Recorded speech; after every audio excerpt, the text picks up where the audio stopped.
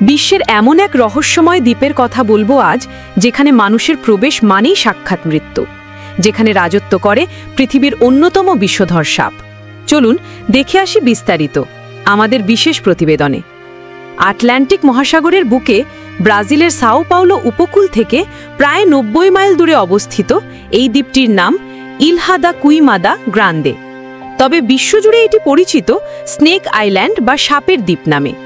4,30,000 বর্গমিটারের এই দ্বীপটি দেখতে যতই সুন্দর হোক না কেন, এর প্রতিটি কোণায় লুকিয়ে আছে সাক্ষাৎ বিপদ। এই দ্বীপের প্রধান বাসিন্দা হল গোল্ডেন ল্যান্ডশেড ভাইপার। এটি পৃথিবীর অন্যতম বিষধর সাপ। বিজ্ঞানীরা মনে করেন এই দ্বীপে প্রতি বর্গমিটারে অন্তত 1টি থেকে 5টি পর্যন্ত এই বিষধর সাপের বাস। ভাবুন, আপনার প্রতিটি পদক্ষেপে অপেক্ষা করছে একটি মারাত্মক ছোবল।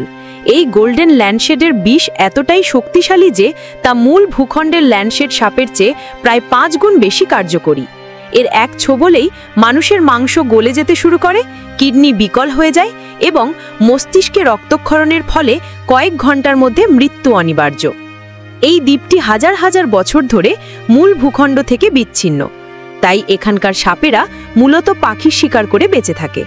শিকারকে সাথে সাথে কাবু করার জন্য এদের বিষ সময়ের সাথে সাথে আরও মারাত্মক হয়ে উঠেছে।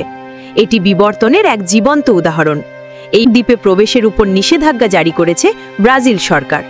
কথিত আছে 1920-র দশকে এই দ্বীপে একটি লাইট হাউস ছিল। সেখানকার রক্ষক তার পরিবার নিয়ে থাকতেন। একদিন রাতে জানলার ভাঙা কাঁচ দিয়ে হাজার হাজার সাপ তাদের ঘরে ঢুকে পড়ে।